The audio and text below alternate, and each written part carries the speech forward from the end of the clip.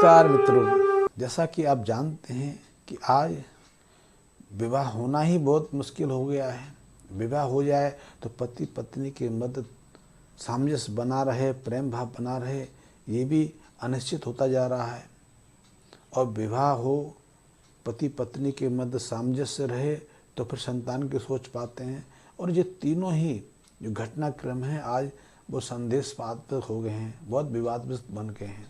पति पत्नी के मध्य संबंध बना रहे बहुत मुश्किल है, क्योंकि आज देखने में आया है, मेरे पास ऐसे सैकड़ों लोग संपर्क में आते रहते हैं अपने जन्मांक दिखाने के लिए, समस्या का सॉल्यूशन लेने के लिए, जो अच्छा खाते कमाते हैं, जिन्होंने प्रेम विवाह किया, एक दूसरे को बरसों से जानते हैं, लेकिन जैसे ही विवाह घटित होता है उनके मध्य तनाव आ जाता है, मतभेद पैदा हो जाता है, बेवजह लड़ाई झगड़े की स्थिति बन जाती है।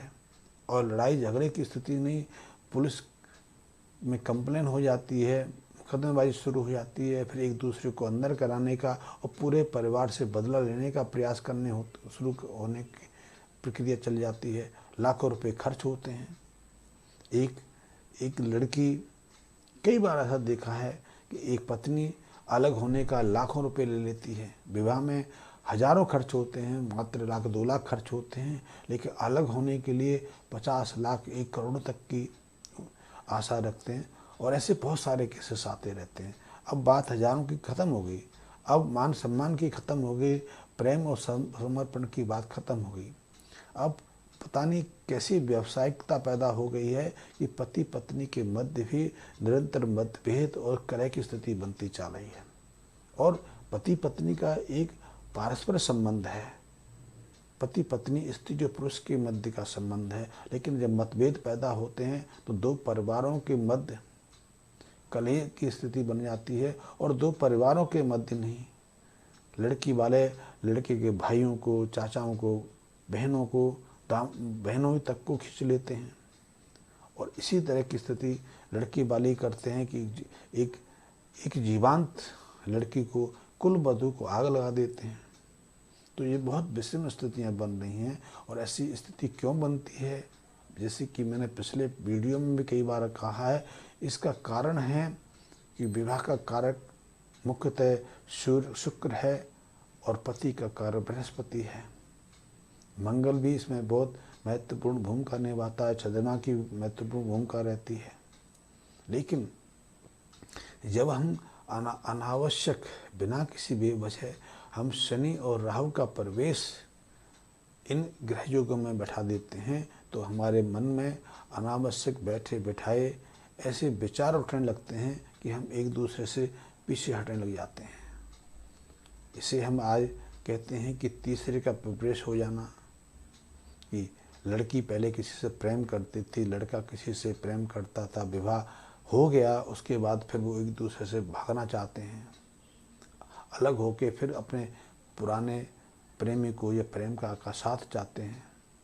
ये सामाजिक दृष्टि में एक कहा जा सकता है, लेकिन इसका मूल कारण है कि हम राहु को आकर्षित कर रहे हैं, राहु को प्रबल बना रहे हैं।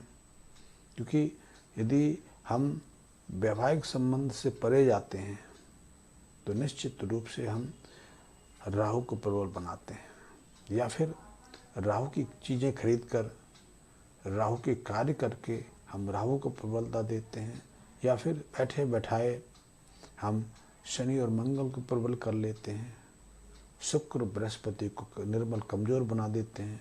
तो बिना किसी कारण से, क्योंकि ऐसे कारणों में, ऐसे मामलों में ज़्यादातर के पीछे कोई कारण ही नज़र नहीं आता, और कारण नज़र नहीं आता लेकिन बात जेल तक हो जाती है, लाखों रुपए खर्च हो जाते हैं, वर्षों भागते फिरते हैं। मेरे पास ऐसे केस, तमाम केस आते रहते हैं, या वर्षों तक एक दूसरे से भागते फिरते हैं। लेकिन कई बार कुछ साधन से प्रयोग करने मात्र से, वर्षों से जो कलह थी, वर्षों से जो द्वंद्व था, वर्षों से जो लड़ाई झगड़ा था, कोर्ट कचहरी में भी शांत नहीं होता था, कितनी मीटिंगें दोनों परिवारों ने बैठ के व्यतीत करती, लाखों रुपए भी खर्च कर दिए, लेकिन फिर भी ये मैटर शांत नहीं होता था। लेकिन कुछ सहज साधन से प्रयोगों से मैंने ऐसे सैकड़ों परिवारों को फिर एक दूसरे के निकट आने में, एक दूसरे की मतभेदों को भुलाने में मदद की है।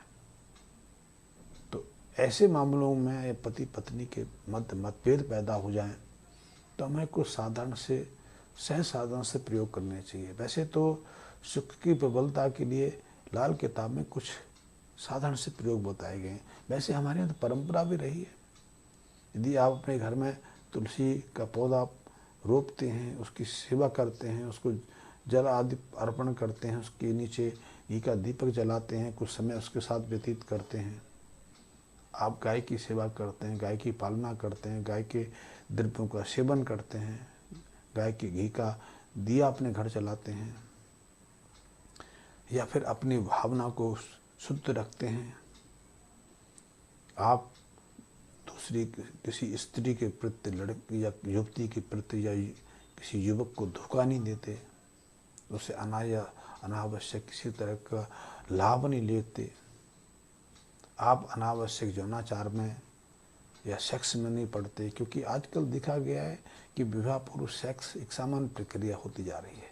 आजकल तो इसको लिविंग रिलेशन कहा जाने लगा है। और आपको जानकर आश्चर्य होगा कि देश के कई ऐसे बड़े शहर हैं या 35% से ज़्यादा युवा लिविंग रिलेशन में रहना शुरू हो गया है। ऐसी स्थिति मुंबई में है, पुणे में है, चेन्नई में है, गुड़गांव में, हर शहर की स्थिति बनती जा रही है। और यदि हम लिव इन रिलेशन में रहते हैं, बिना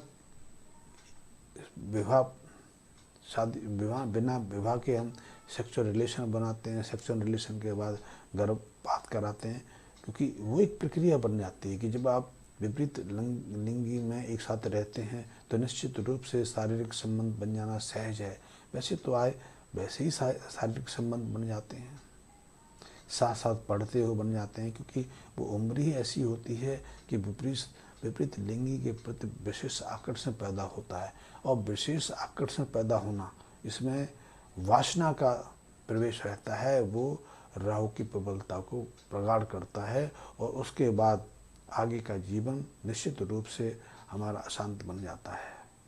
आगे का जीवन वैवाहिक कार्य के लिए, संतान उत्पत्ति के लिए, गृहस्थ के लिए बिल्कुल अनुकूल नहीं रहता। ऐसे मामलों में 90% तक जीवन लगभग ऐसी विषमता भरा रहता है। इसीलिए ऐसे जो लड़के लड़कियां हैं, युवक युवतियां हैं, उनको कई बार वैवाहिक जीवन से गुजरना पड़ता है। लड़कियां 5-5-6 शादियां कर लेती हैं, कई युवतियों तो सेक्स वर्कर का काम करने लग जाती हैं। कई घटनाएं आपने देखी होगी, ऐसे न्यूज समाचार पत्रों में, कई तरह की कथा कहानियों में ऐसे प्रसंग आते रहते हैं कि एक चोर ने बहू, उसका काम ही है कि शादी करना, उसके बाद जब भी उसका ताब लगे, अवसर मिले, घर से अपने जो पति के घर से सोना चांदी जवाहरात पैसा जो भी मिले उसको लेके भाग जाना, चंपत हो जाना। और इस तरह एक के बाद एक, कई के बाद ऐसी तरह के युवकों के साथ भी, पुरुषों के साथ भी चलता रहता है। पुरुष भी कई लड़कियों को, कई स्त्रियों को धोखा देते रहते हैं।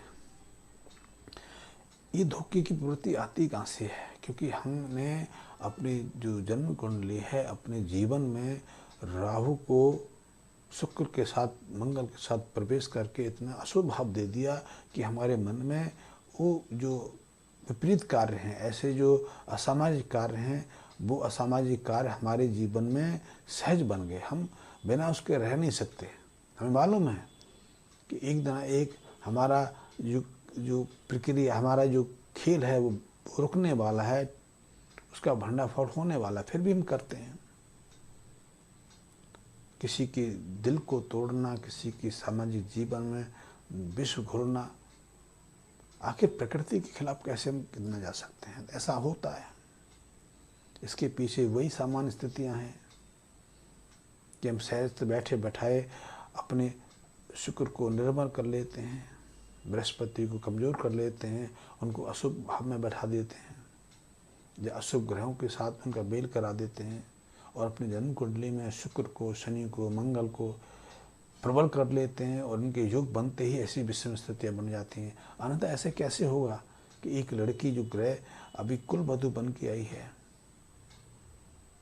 वो संबंध तोड़ने पर, मुकदमेबाजी पर, लड़ाई झगड़े पर, कलह पर और मान प्रतिष्ठा पर हमला करना शुरू कर दे, वो अपनी मान प्रतिष्ठा के प्रति भी चली जाए, कोर्ट में गवाही दे, तो ये सब बहुत असमय सहज लगता है। लेकिन ऐसे सभी जो पारिवारिक विवाद हैं, पति पत्नी के विवाद हैं, उनको सहजता से दूर किया जा सकता है। जैसे यदि आपकी जन्म कुंडली में ये ग्रह शुक्र, बृहस्पति, मंगल, राहु अशुभ स्थिति में है, तो आप सबसे पहले तो अपने घर में तुलसी का एक पौधा रोपित कर लें, उसकी पूजा करें नियमित, उसके सानिध्य में कुछ तुलसी के जब बूटे के पास, पौधे के पास जब कुछ समय व्यतीत करते हैं, उसको आप घी का दीपक जला के उसकी कुछ पूजा अर्चना करते हैं, तो मन के भावों में जो विषाद की वासना रहती है, जो अवसाद का क्षण होते हैं, जो मानसिक द्वंद्व की स्थिति रहती है, उससे शांति मिलती है। हम सही निर्णय ले पाते हैं, किसी को दुख नहीं दे पाते, हम दूसरे के प्रति कभी कटुता नहीं ला पाते, दूसरे को धोखा देने की बात अपने मन में पैदा नहीं कर पाते। गाय की सेवा से शुक्र को बहुत प्रबलता मिलती है।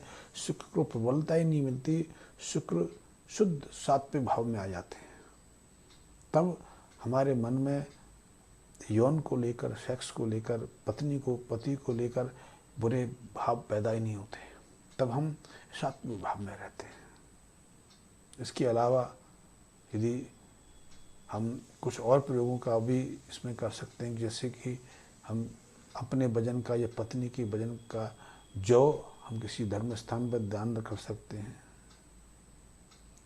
हम गाय के घी का प्रयोग कर सकते हैं, गाय के घी से यज्ञ हवन करना, नियमित रूप से यज्ञ हवन करना, दिया जलाना, ये शुक्र को प्रबल बनाता है। लेकिन प्रतिकूल स्थिति में यदि यही कार्य किया जाए तो शुक्र को निर्बल भी करता है। मैंने ऐसे बहुत सारे देखे हैं कि यज्ञ हवन कराए गए, उसके बाद हवनकर्ता को के परिवार में ही कई तरह की बीमारियां हो गई, यहाँ तक कि हवनकर्ता की स्वयं की पत्नी को कैंसर हो गए, लंबी चिकित्सा चली और अंत तक कुछ वर्षों में ही उसका जीवांत भी हो गया, शरीर शांत भी हो गया, मृत्यु भी हो गई। तो प्रयोगों को सही रूप से लेंगे, सही, क्योंकि यदि आप पृथ्वी पर जब हम घी की आहुति देते हैं तो पृथ्वी यानी मंगल, घी मतलब शुक्र, जब पृथ्वी पर घी की आप आहुति छोड़ते हैं तो मंगल शुक्र का मेल हो जाता है। और ऐसे क्षणों में यदि स्त्री की किसी जन्म कुंडली में ये ग्रह अशुभ भाव में है तो निश्चित रूप से ग्रह शुक्र का मेल होते ही उनमें कोई ना कोई शारीरिक ऐसी असाध्य व्याधि हो जाती है जिसका अंत सिर्फ मृत्यु से होता है। लेकिन यही शुक्र ये सही रूप से है तो आपको आनंदकारी वैवाहिक जीवन जीने के लिए मदद भी करता है। तो इस संबंध में मैं और भी जानकारी दूंगा। ये शुक्र की मैंने एक महानता बताई कि हम पति पत्नी के मतभेदों को कैसे दूर कर सकते हैं। लाल किताब बहुत वैज्ञानिक है, इसके प्रयोग, छोटे छोटे प्रयोग बहुत चमत्कारी हैं, जिनके चमत्कार देखकर, जिनके प्रभाव देखकर हमें बहुत बार विस्मय होता है कि क्या ऐसा संभव है, लेकिन होता है, निश्चित होता है। और यदि आप लाल किताब में रुचि रखते हैं, लाल किताब को पढ़ना चाहते हैं, इसको व्यवहारिकता में लाना चाहते हैं, इसकी अधिकतम जानकारी चाहते हैं तो मेरे से जुड़े रहिए। मेरे चैनल को सब्सक्राइब भी कर लीजिए, मेरे बेल आइकन को प्रेस कर लिए। और यदि कोई शंका आपके दिमाग में है, कोई बात आप जानना चाहते हैं तो मेरे कमेंट्स बॉक्स में मैसेज देकर आप मेरे उस चीज़ की जानकारी ले सकते हैं। धन्यवाद मित्रों, मुझे आप ज़्यादा धन्यवाद।